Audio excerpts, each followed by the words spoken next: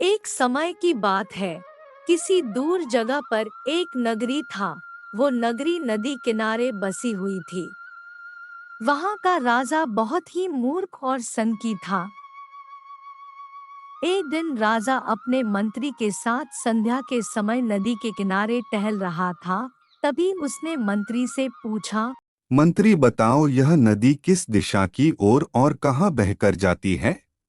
मंत्री ने उत्तर दिया, महाराज, यह पूर्व दिशा की ओर बहती है और पूर्व की ओर स्थित देशों में बहकर समुद्र में मिल जाती है।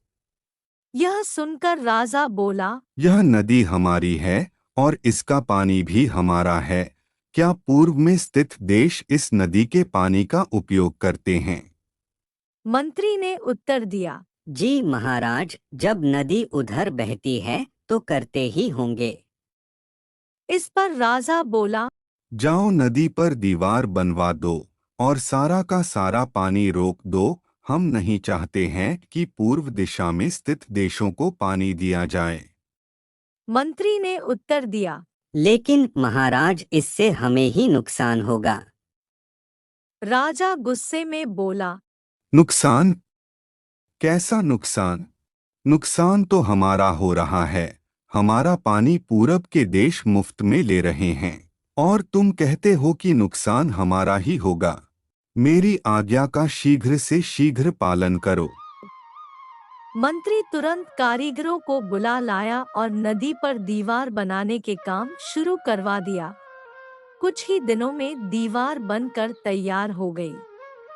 राजा बहुत खुश हुआ, पर उसकी मूर्खता की वजह से कुछ समय बाद नदी का पानी शहर के घरों में घुसने लगा। लोग अपनी परेशानी लेकर मंत्री के पास आए। मंत्री ने उन्हें आश्वासन दिया कि वह सब कुछ ठीक कर देगा। मंत्री ने एक योजना बनाई। महल में एक घंटा बजाने वाला आदमी रहता था। वह हर घंटे पर समय के अनुसार घंटा बजा देता था, जिससे सभी को समय का पता चल जाता था। मंत्री ने उस आदमी को आदेश दिया कि वह आज रात को जितना समय हो उसका दोगुना घंटा बजाए। आदमी ने ऐसा ही किया। जब रात के 3 बजे तो उसने 6 बार घंटा बजाया, जिसका अर्थ था कि सुबह के 6 बज गए हैं।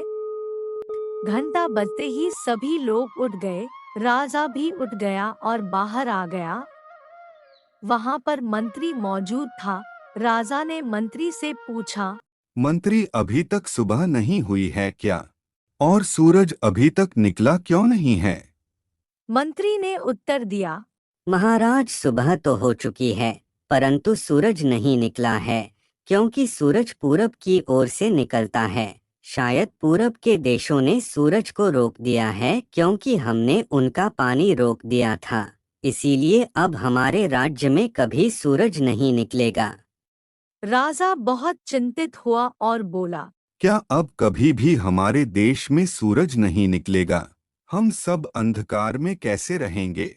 इसका उपाय बताओ मंत्री। मंत्री ने उत्तर दिया, महाराज, यदि आप नदी का पानी छोड़ दें तो शायद वे भी सूरज छोड़ देंगे। राजा ने तुरंत मंत्री को हुक्म दिया कि वह नदी पर बनाई गई दीवार को तुड़वाए। मंत्री ने राजा की आज्ञा का पालन किया और कारीगरों को आदेश दिया कि दीवार को तोड़ दिया जाए।